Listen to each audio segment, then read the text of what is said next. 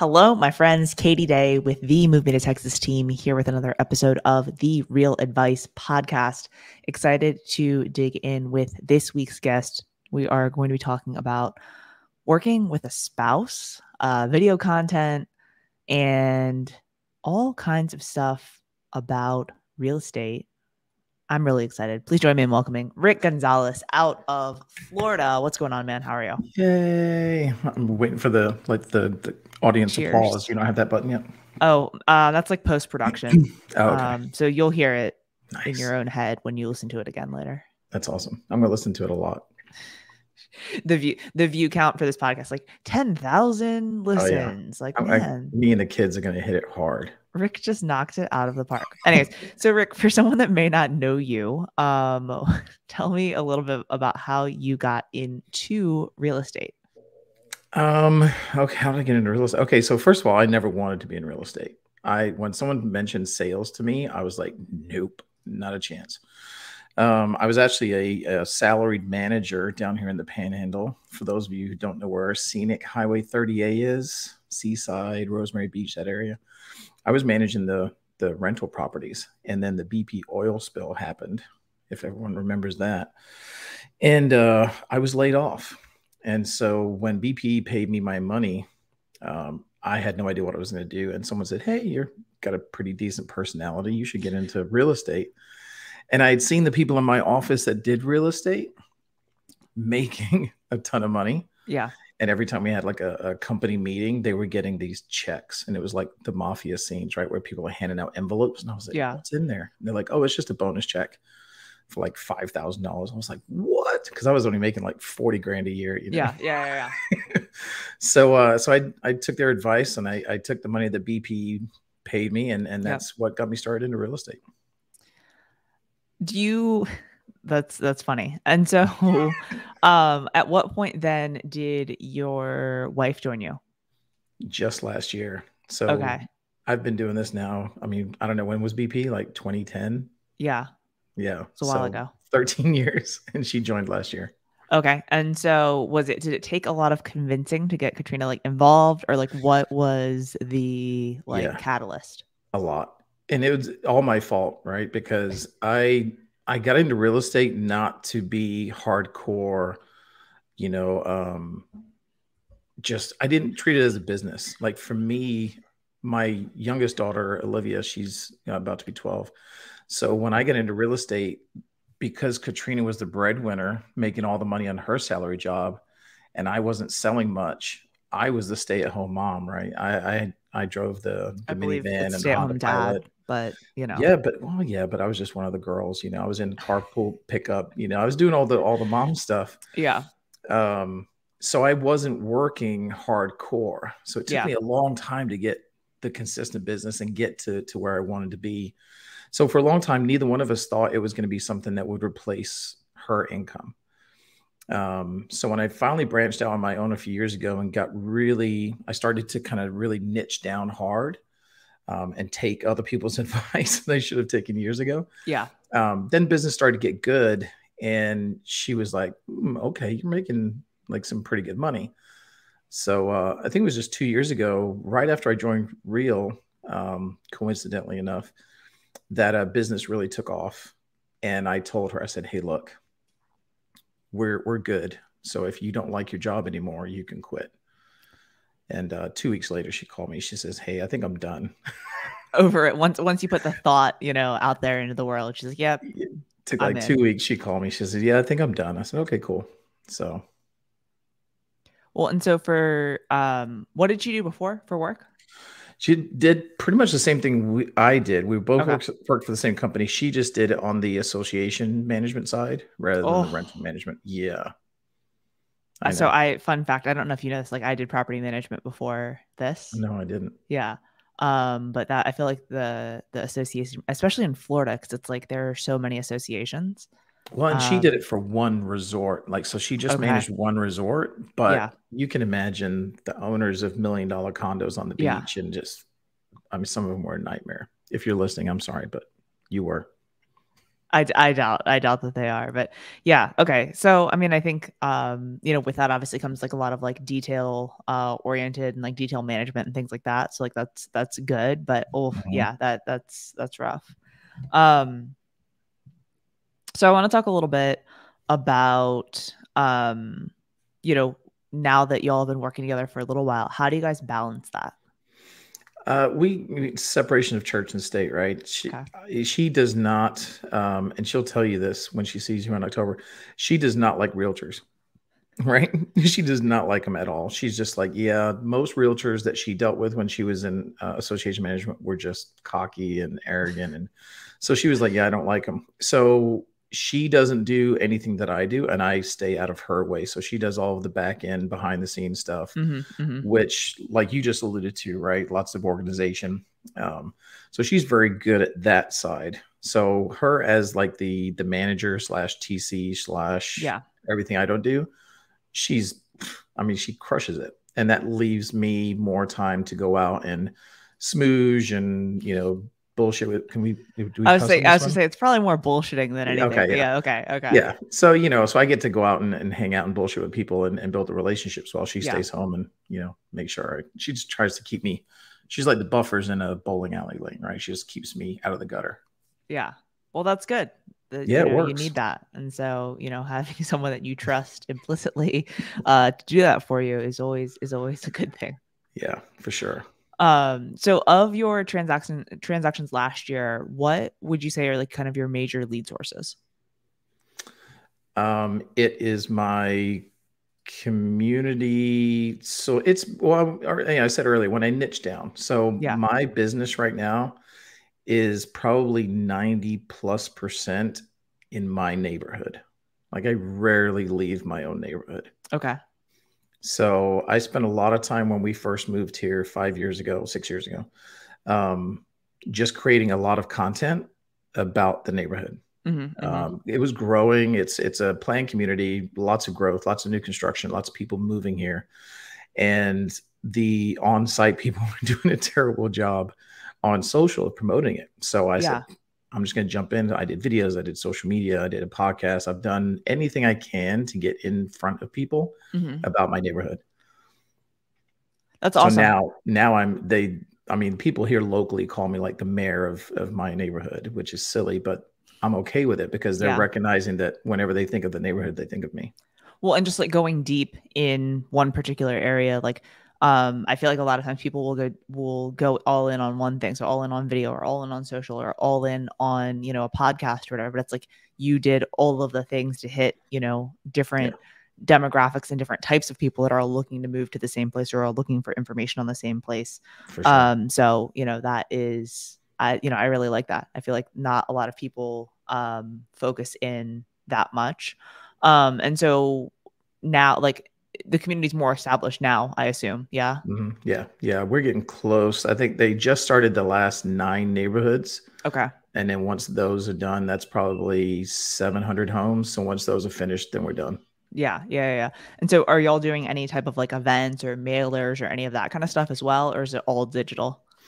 Yeah, it's all digital, and Yeah. then a lot of it is just because we live here, right? Yeah. So I'm meeting people in line at the food truck, and we just got a new brewery, a microbrewery that opened up in the neighborhood. So I'm having beers over there and talking to Darn. That people. sounds tough. So it is, right? And that's all that bullshit we were talking about earlier, where it's like, are you really working? Yes, I'm working. But it's just that relationship building that everyone says, it's very cliche, and it's that buzzword that people use, but that's really what it is. When you do it and you do it constantly, it actually works. Yeah, for sure. Well, and so now, I mean, you said you got in like right after, the oil spill or whatever. So that was, I Mhm. mean, like over 10 years ago. Yeah. At this point. Yeah, that was real estate in general. That was not out Yeah. here. Yeah. Yeah. Yeah.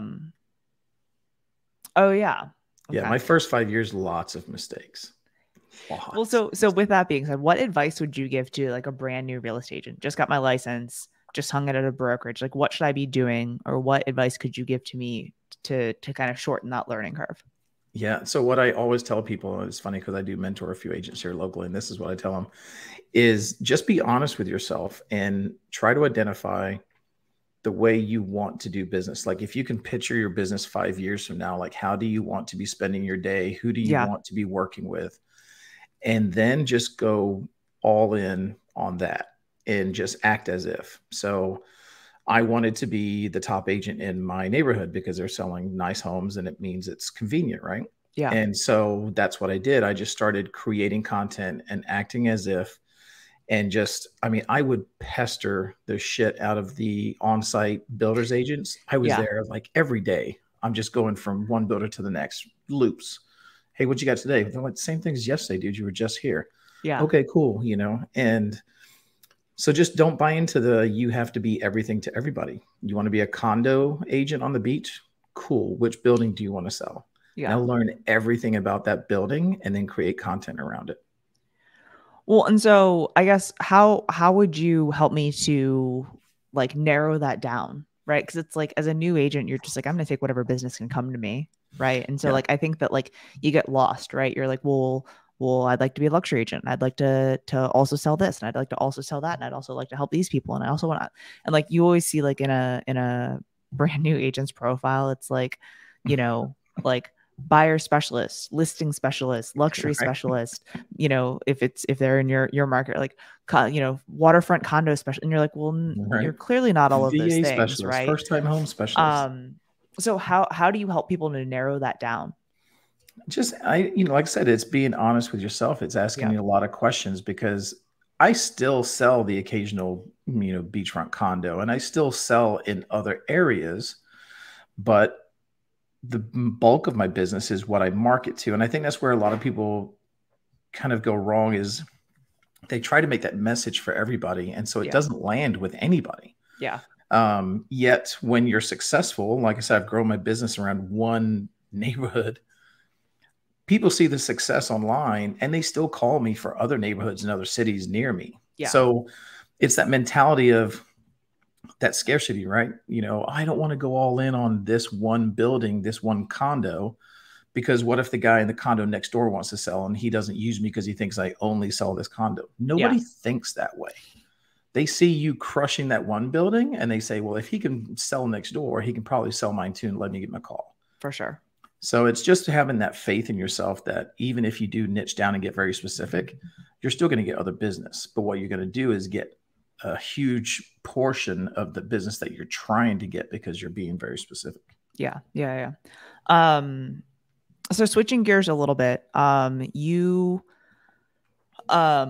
are someone that I see participating in a lot of like local association things, national association things, and like, different groups. Like, you mentioned that we're going to see each other in October at a real estate conference, right? And so it's like you're someone that I do see being very active in the community, as opposed to Katrina, who doesn't enjoy being around realtors, right?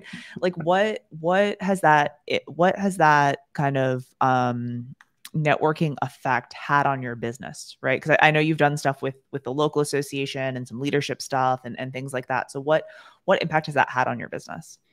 Yeah. So side note, you will see Katrina in October because any excuse to go to San Diego, she's down. I mean, So I was actually doing I had my own podcast for a while, a few years back, and I was interviewing somebody, and he said that his business took off once he got really involved with the association, which I didn't believe at the time. But I said, sure, let me dabble, let me see what's out there. So I got onto a few committees, and I will say that once you start to get involved, it's the same thing we do within the brokerage, right? You start to get involved in these little pockets, and it's the networking. It's meeting these other agents who have that similar mentality of trying to give back to the industry that is already giving us so much, right? Mm-hmm. So when you start to build that network of like-minded agents, the referrals get easier. You grow your, I guess like your sphere, but within the realtors. People start to put you at a little bit of a higher, level, or put you on a pedestal a little bit and say, oh, this guy does all this. So that aspect of it helps. Plus you learn a lot. I got involved with the education and training side. Now, like you said, I'm the co-chair for the leadership program that we have here. So I'm getting to go to Tallahassee and meet with the politicians and go to the Florida convention in August. So you get to meet a lot of really cool people So I think all of that, I think, we're always on this constant journey of self-improvement, right? Yeah. What does Sirhan say? Always and always. So we're always trying to grow, and I think it just helps. So I've enjoyed it. I really have. The local association stuff I've really enjoyed. Now I'm kind of taking a little bit of a step back. I did 3 years on the board, and that kind of burned me out a little bit.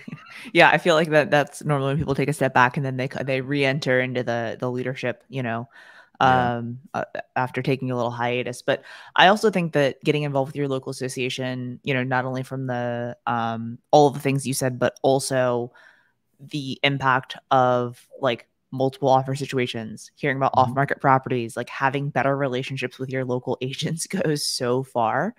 And that's something that, I have people that I consider to be very good friends that, it started because we were both on YPN or we were both on professional development or whatever committee it may have been. And so, that's something that I've really seen, in my business of geting involved. And I kind of felt the same way when I heard that. I was like, psh, like, yeah, okay, I'm gonna go sit in a room once a month or whatever. Like that sounds like fun. But it did, serve me well. It's always nice when you get the offer and who it is on the other end. And you're like, oh, like I know this person is a solid agent. I know they're going to do their job. It makes everything easier. Like you can lower the threat level, right? So you're not on battle stations, and everything just gets more fun. So I love that aspect of it. Yeah, certainly. What you mentioned earlier, like Sirhan, what are some either like podcasts you listen to or books you've read or like things that you do for like personal development on a regular basis to like, just continue to learn and grow? So podcasts, there's two. I don't listen to them as regularly anymore. Well, actually, I'll say there's three that I used to listen to all the time that I loved. One is, I hate to even give him a shout because he's already got such a big ego as it is.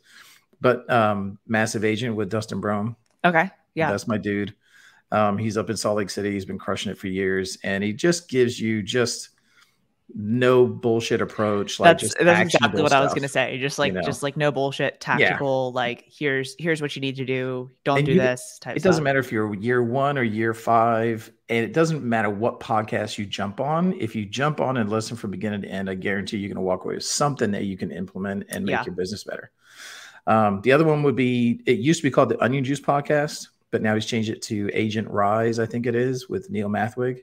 Okay. You said Onion Juice? It used to be called the Onion Juice Podcast. Interesting. Yeah. He wanted it to be the OJ podcast, but he didn't want to be orange juice. He wanted to be something different. Yeah. So it was the Onion Juice Podcast. Yeah. He's really good. He'd be a great guest for you to have. Okay. But you listen to him. He's down in Fort Myers now. And third is our girl, Chelsea Pites. Yeah. The voice of social sales, I think it used to be called. I'm not sure if it's called the same thing. Yeah. But she's fantastic. Anytime I can watch or listen to Chelsea, I do. She's awesome. Chelsea's also just like the nicest person that I know, right? Yeah. So yeah, I all of those three have had a very big impact on my business for the last 6 or 7 years. I met all of them in a little mastermind in Park City, Utah. And and since then been very close with all of them, and they're all amazing. Well, and what a fantastic place to go to a mastermind in Park City. That sounds amazing. I'd never been to Utah, and I was like, it's like $200. I was like, screw it, let's go. And so I just went. I'd never met any of them before, and it was the first time that I had some real proof that these relationships on social media translate into real life very easily. Yeah. Because as soon as we landed at the airport, like Neil and Dustin, all the guys were there, and it was just like hugs, and it was like everybody was the same in person as they were online. And I was like, this stuff really works. For sure. For sure.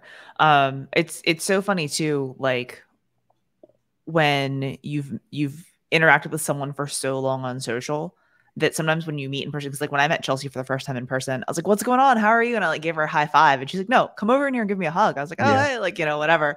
And I thought it was because she knows that like I don't love hugs. So I was like, oh yeah, hey, like whatever. And like we hug, and she's like, it's so good to meet you. And I was like, and then like we both had that like moment where we just stared at each other for a minute. I'm like, we have not met, And so it's just funny, like when you're DMing and texting and having such regular conversation, it's like you kind of forget that you haven't met in person.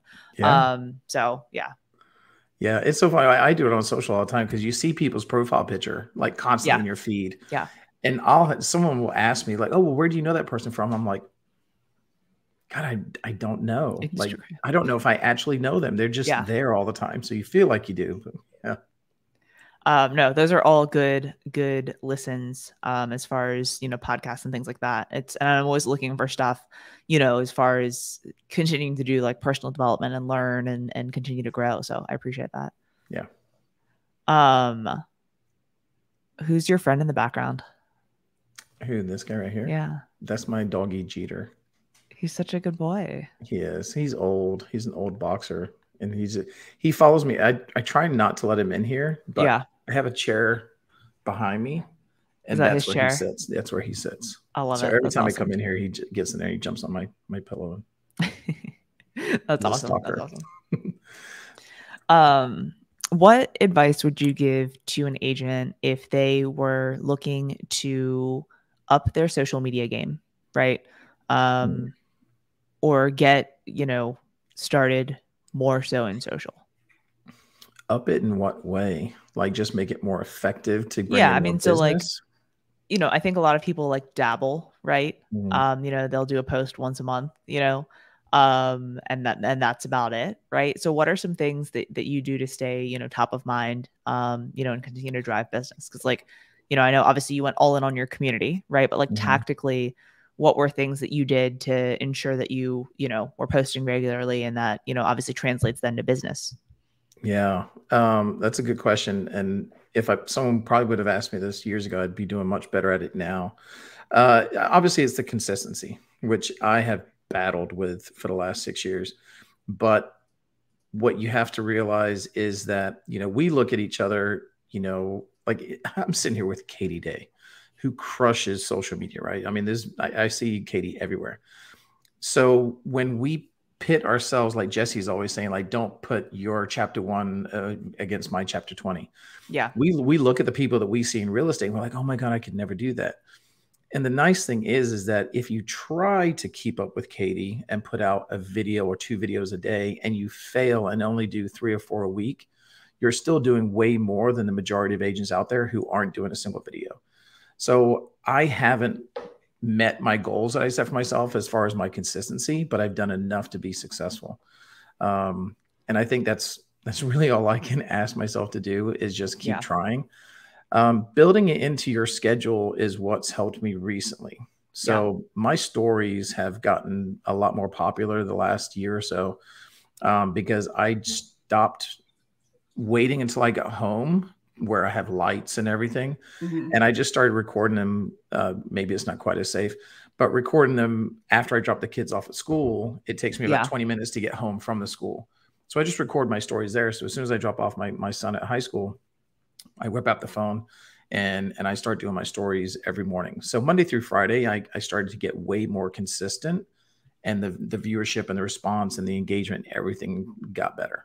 Well, and I feel like from what I see, because I don't see your stories every single day, but from like what I see, it's like you're sharing like what's going on in your life. You're sharing, highs and lows and different things like that, and like giving people like a true like glimpses to like what what your life is and what's happening, right? And so, Sure. I think that then people either are excited for you, or they want to congratulate you, or they want to engage with it, right? Because you're like being real, as opposed to just like here's one random photo of a house and then you don't post anything again for 6 months, right? Right. And so Yeah. the consistency of your little circle being at the top of the screen, and them engaging with that, then translates to all of your content, right?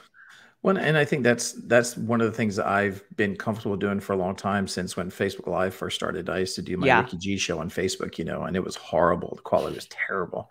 Oh God, I feel like Facebook Live. That was everyone that's been doing video for a while, like has done that. So And it's just good. like, oh, It's so good to get started, though. It yeah, really was, because it got me comfortable not caring about things being perfect. yeah, And so I think people do see that authenticity of like it's just him talking. And for I'll sure, I'll talk about going to the chiropractor, I'll talk about my dogs, and I'll talk about everything. yeah. But I do try to, keep some updates on the neighborhoods and things going. So And my YouTube's the same way. It's not overdone. It's just me holding the camera you see back there. It's just me holding it. Yeah. And it's just me out in the neighborhood talking about what's going on in the neighborhood. So I'm very inconsistent with that. But the videos that I've done apparently have been good enough where I continue to get maybe 3 or 5 leads a month. But they're good quality leads that, I'd say over half of them end up buying. Yeah. So that's not too bad. Yeah, that's pretty good. That's pretty good. I'll too take bad. it. I'll take it. Right. All right. I have a final question for you. Oh, is this the big one? This is not like a rapid fire question, is it? No, it's literally just one. Okay. That's why I said final question with no S. Just one. Uno question. You ready? Yeah. All right. What would you be eating if it were your last meal on Earth? Oh, man. I'm a foodie. I love so much food. This would change if you asked me the same question later or tomorrow. But right now, like if I could have anything for my next meal, I would want to go back to Uchi and have dinner that me and Katrina had when we were in Houston that first time. That was so good. Did you go to Uchi again this year? I didn't. No. No, because Katrina wasn't with me. Okay. Yeah, that's probably a good move. Just so you know, there's another restaurant here now called Uchiko. Is it better? It's different. Like they've got like the sushi, but then they also have some other stuff. And then there's another restaurant that's like by Uchi that's like just an omakase. So like you just go in and they give you what they give you, right? So if you find yourself in Houston again, you have other options that are similar but not the same. We did all of your recommendations that first year. We went to the Tex-Mex place, which was banging. It was so good. And then Uchi just we told ourselves we would go back just for that because we did the I forget what they call it. It's like the chef's something where they just bring out like plate after plate after plate. They ask you what you like and what you don't like, and then they just start bringing stuff. Yeah, and I was like, this is amazing. It was so good. It's like how hungry are you or how much money you're willing to spend? Okay, we got you. Let's go. And then it's we're just like hungry, whatever. Just bring it. Bring it. Do it. Those are my favorite type of meals, right? Where it's just like, because I like to try different things. And so, you pick one roll or one type of sushi. It's like, okay, great. But I mean, they just kept on bringing all kinds of stuff. It was amazing. Yeah. If you guys haven't been, definitely go. Awesome. All right. If someone doesn't follow you on social, where is the best place for them to connect with you? I would say the best place is on Instagram at rick.a.gonzalez with a Z on the end. Gonzalez. Awesome, Rick. Yeah. I appreciate you. Thank you so much for taking the time today to share. Wish you nothing but success and look forward to seeing you again soon. Thank you so much. I appreciate the invite. I had fun and let's do it again.